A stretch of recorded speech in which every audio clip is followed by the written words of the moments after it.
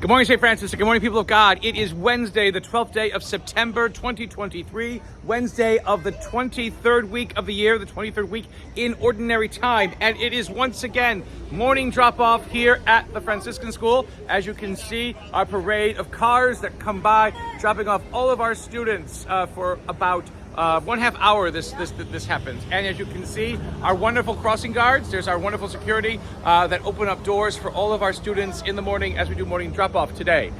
So today, our readings, we continue with Paul's letter to the church at Colossae, to the Colossians, again, affirming the fact that because they have been baptized, they have been buried, they have died with Christ to rise to new life with him. And because of that rising, all things that stand in the way of their human progress, of their human dignity, of their human flourishing are put away, are destroyed by the fact that Christ rises with them, and that baptism changes and transforms their life. An important thing for all of us to remember who are baptized is, again, the transformative nature of what baptism is. It is not meant to keep us basically in the same place that we were, but actually to help us look with a new perspective on different horizons, on different expectations, on different possibilities that lie before us, because we are now one with Christ, because Christ is one with us.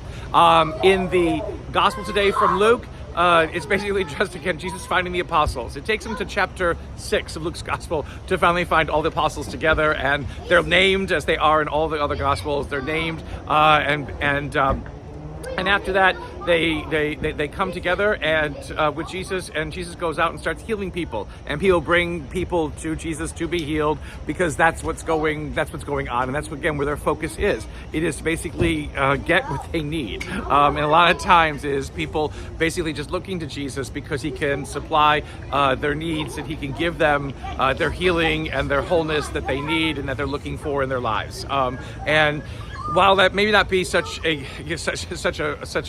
great consequence of encountering Christ and encountering who and what he is, it's a start. And as all the Gospels basically report, people are more interested in what Christ has to say, or in what Christ has to do for them, not necessarily what he has to say yet, in healing their sicknesses and in getting rid of demons and in making their lives a little bit better, than they are generally in knowing what is new in this relationship with God that Jesus is showing. We need to remember always that Christ is not about being just a miracle wonder worker for us to make our lives that are not necessarily so great, to turn that into greatness, but it is, again, someone who helps us recognize the fact that even when things are not right, even when things are not good in our lives, there is still this Christ who journeys with us. There is always this God who accompanies us. There is always this God who says, I will not leave you alone, I will not abandon you, I will not leave you to misfortune. It is much more. It is much more than that to be part of the life of Christ, the life of God.